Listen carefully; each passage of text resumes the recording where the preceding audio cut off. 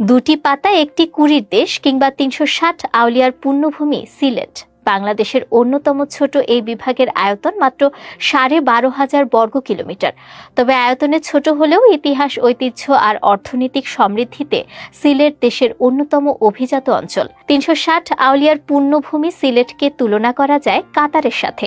মধ্যপ্রাচ্যের দেশ কাতারের আয়তন খুবই কম, কিন্তু গ্যাস উৎপাদনের মাধ্যমে দেশটির অবস্থান এখন উন্নত বিশ্বের সারিতে। এদিক দিয়ে সিলেটকে বলা যায় বাংলাদেশের কাতার।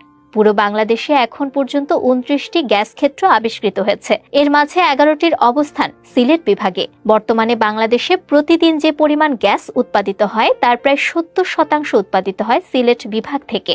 গত বছরের পরিসংখ্যান অনুযায়ী দেশে প্রাকৃতিক গ্যাস উৎপাদিত হয় দৈনিক প্রায় ২৩৫ কোটি স্কয়ার ফুট।